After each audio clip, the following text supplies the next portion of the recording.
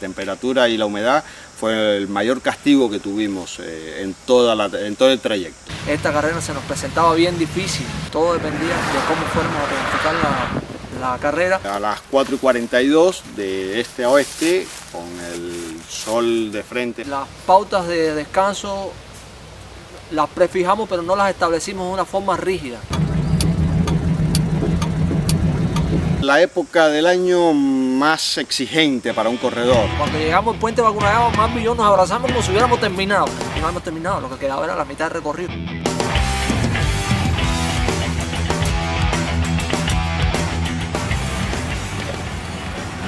Faltan 30 segundos.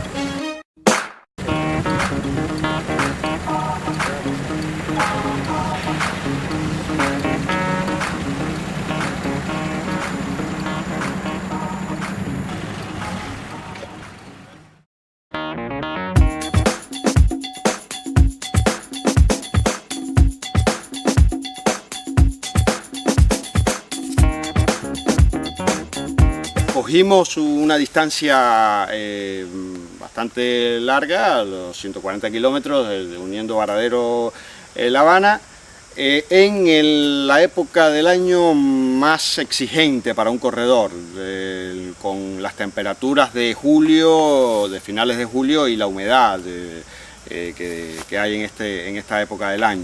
Esta carrera de Varadero a La Habana entrañaba una dificultad especial, no solamente por la distancia, sino por las condiciones climáticas en que la íbamos a realizar. Esto ya lo teníamos de antemano sabido por la experiencia mía en parte de que había hecho varias carreras aquí en Cuba en este tiempo, en esta época del año. Y también pensamos que lo que teníamos que hacer era un trabajo en equipo.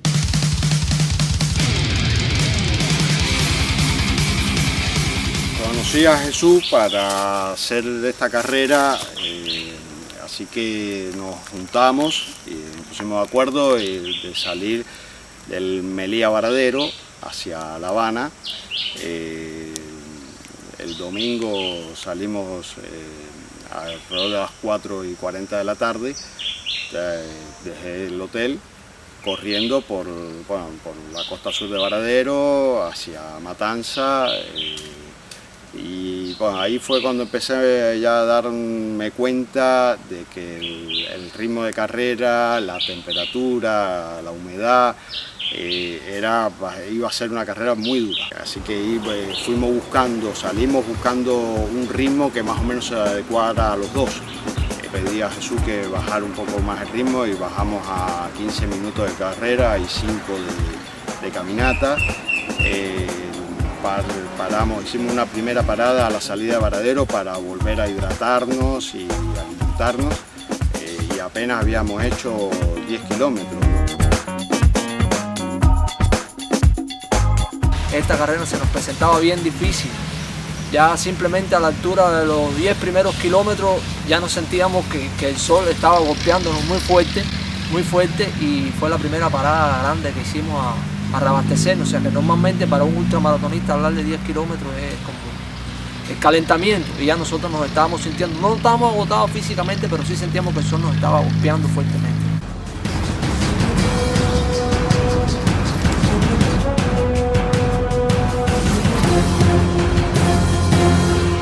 Si los Juegos Olímpicos se hubieran inspirado en esta parte del planeta, a esto me refiero de los incas, de los aztecas, los juegos que tenían ellos, la maratón no hubiera sido de 42 kilómetros, sino hubiera sido una carrera de casi 100 millas, de 160 kilómetros.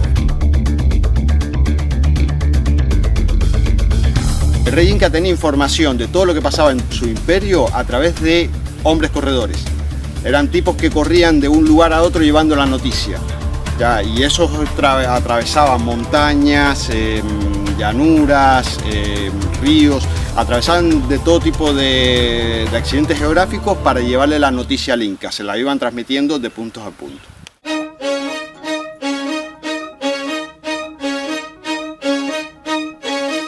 Yo empecé a correr cuando descubrí que existían esto de las ultramaratones, a origen de buscar en internet y descubrí que en mucha parte del mundo se estaban haciendo estas carreras ultramaratónicas, y la verdad que fue algo que me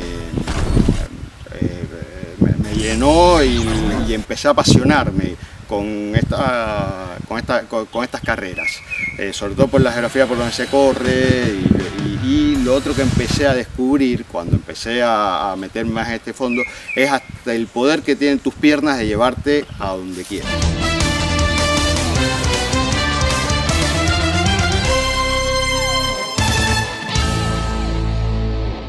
Yo tengo 7 experiencias en este tipo de carrera de ultrafondo. Pues comencé en el año 96, cuando hicimos la primera 100 kilómetros de forma oficial aquí en nuestro país, en San José de las Lajas. Después seguimos entrenando, hicimos muchas carreras de entrenamiento de larga distancia, hicimos algunas competencias organizadas por nosotros mismos, y así fuimos hasta el año 2000, llegamos en esos menesteres. En aquellos momentos creamos la preselección nacional de ultramaratón, formada por 5 atletas, y estamos entrenando bastante bien con vistas a poder participar en competencias, que ese es nuestro objetivo, y lograr algunos resultados. Después de esa época se dejaron de hacer estas carreras, y bueno, yo seguí, vamos a decir, de una forma personal, entrenando. Y bueno, le sirvió de algo al equipo de preparación, al equipo de carrera, de que ya tenía la experiencia de haber corrido desde Matanzas hasta el Capitolio en el año 2001. Contar con su apoyo y contar con su compañía fue prácticamente decisivo para llegar hasta donde llegamos. Yo digo que es imprescindible hacer este tipo de ultrafondo, hacerlo con alguien que tenga experiencia, te cambia mucho los resultados. Así que bueno, por eso fuimos coordinando con la experiencia de él. Muchas veces él me iba frenando, la ansiedad me llevaba a acelerar el ritmo, después me daba cuenta que el ritmo estaba muy apurado, muy rápido, y así que él mismo me bajaba el ritmo, y así nos fuimos coordinando uno con el otro y fuimos buscando un ritmo de carrera que fuera parejo para los dos, que no fuera ni muy exigente para uno ni muy exigente para el otro, que fuera acorde a las exigencias de lo que era el ultrafondo que estábamos haciendo.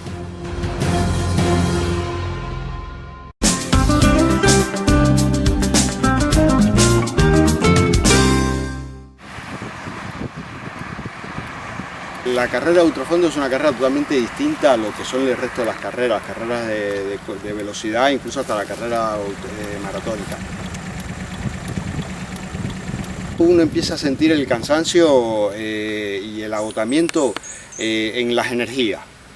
No sentís dolores de pierna, de músculos, ni malestar, sino es la energía de cómo puedes poner un pie delante del otro. Es lo que empiezas a sentir la falta de energía para caminar. Las mentes nuestras sí estaban bien preparadas para esto, aunque uno nunca sabe lo que va a pasar por el camino, ¿no? Soy médico, al ser médico conozco los riesgos que trae este deporte. Esto es un deporte extremo, como todo deporte extremo tiene sus riesgos para la salud. Pero también, como todo deporte, se tiene que practicar con la convicción de que lo puedas seguir practicando, no es que sea lo último que hagas de tu vida.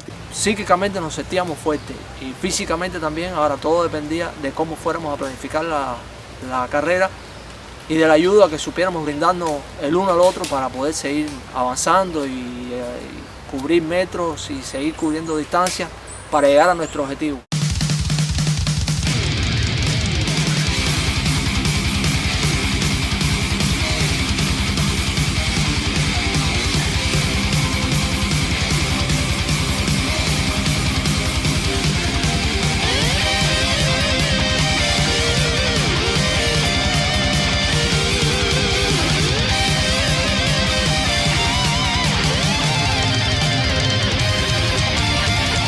Yo creo que habremos tenido temperatura por arriba de los 36 grados fácil, más la temperatura que uno genera corriendo, así que la temperatura corporal con la que tuvimos que luchar y ir batallando hasta llegar a Matanza, que ya fue sobre la noche, casi cerca de las 11 y pico de la noche, que llegamos a Matanza.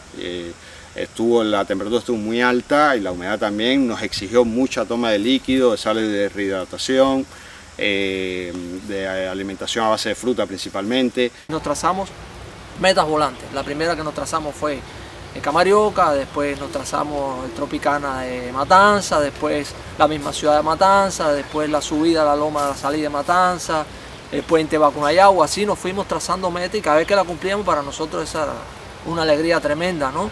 Porque, oye, ya llegamos a 40 kilómetros, ya llegamos a 45, ya estamos en 50. Cuando llegamos al puente Bacunayagua, más y yo nos abrazamos como si hubiéramos terminado. Y no hemos terminado, lo que quedaba era la mitad del recorrido. Pero ya sabíamos que de ahí en adelante era descontar, o sea, era camino a casa, como dice Mapi.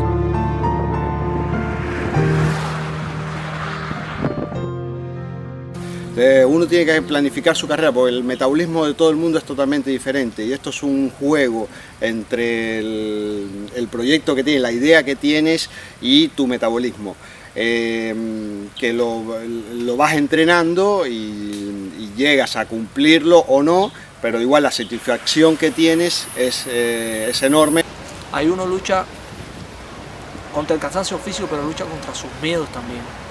Como estas carreras exigen un desgaste muy grande del organismo, trabaja mucho el metabolismo. Fundamentalmente lo que se entrena, las personas podrán pensar, es el músculo, no el sistema endocrino que se entrena.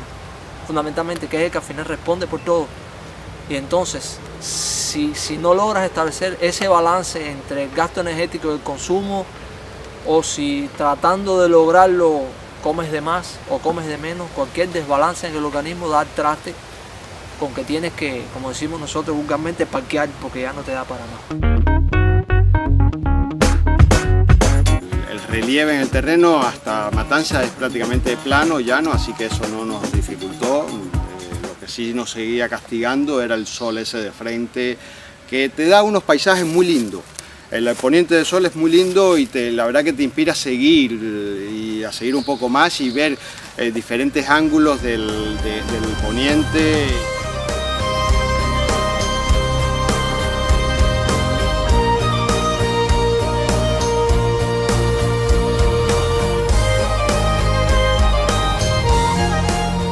Después de la madrugada, ahí empezó a bajar la temperatura, si bien el terreno empezó a hacerse más, con más inclinación, con más declives, lo que nos favoreció mucho fue que empezó a bajar la temperatura.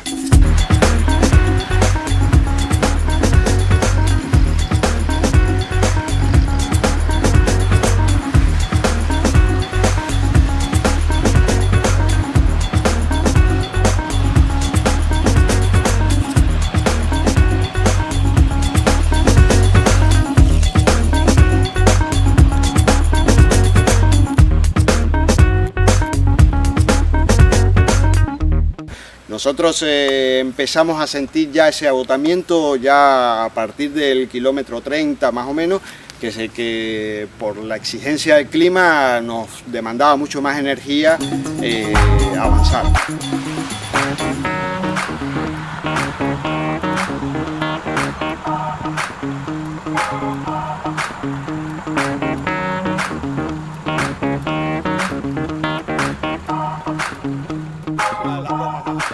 Sí, señor. Ya.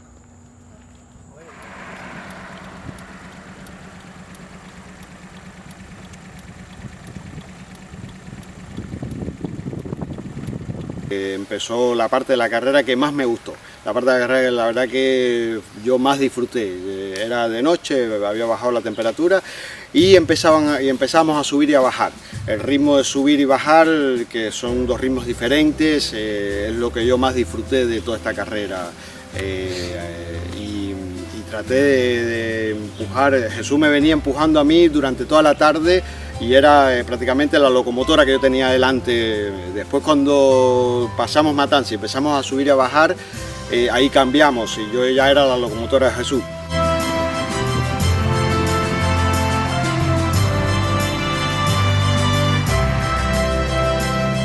Ya yo traía a Jesús y así nos íbamos estimulando uno al otro en diferentes tramos de carrera, depende el terreno y la experiencia de cada uno.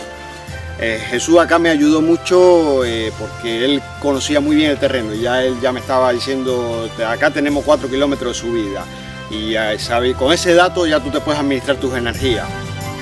Haciendo un trabajo de equipo, ayudándonos uno al otro, en el momento que uno flaqueara el otro le daba ánimos, en el momento que debíamos caminar, con el interés de prolongar lo más posible la llegada del agotamiento, no del cansancio físico como tal, al cual las personas están acostumbradas, sino la llegada del agotamiento, que eso es un tema un poco más difícil de superar y en el que los ultramaratonistas no deben verse involucrados porque pone en peligro la consecución de un objetivo previamente trazado.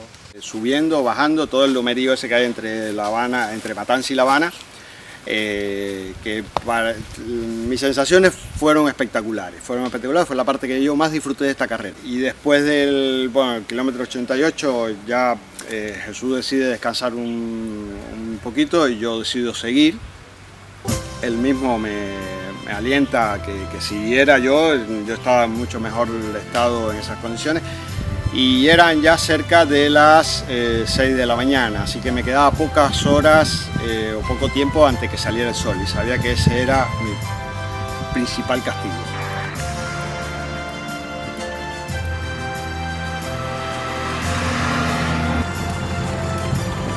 Jesús decide abandonar para descansar por un rato y me alienta a mí a seguir. Así que ahí aproveché, aumenté mi ritmo de carrera, pasé Jibacoa, llegué a Santa Cruz.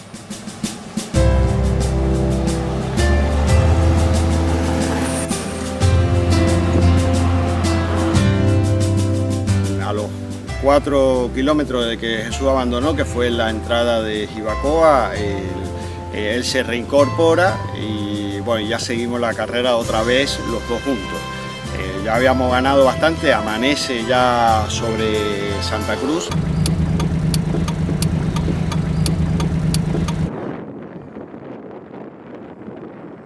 Y ya el sol empieza a salir y a castigar cerca de las 9 de la mañana, pasando ya Santa Cruz bastante distante, ¿no?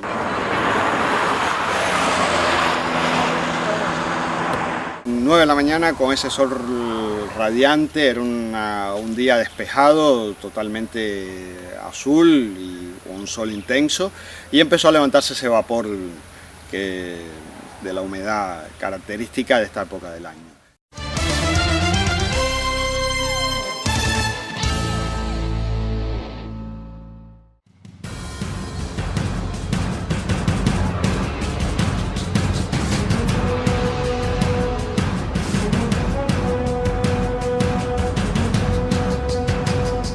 La primera intención era llegar hasta el Morro, pero decidimos llegar hasta el inicio de la provincia de La Habana, por lo que había explicado del tema del calor y el agotamiento ya que veníamos sintiendo.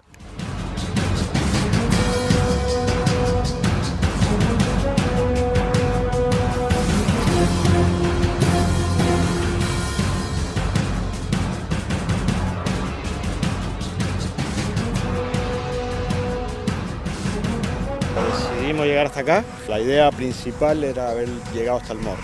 112 kilómetros, 700 metros, nos faltan 30 kilómetros, pero ya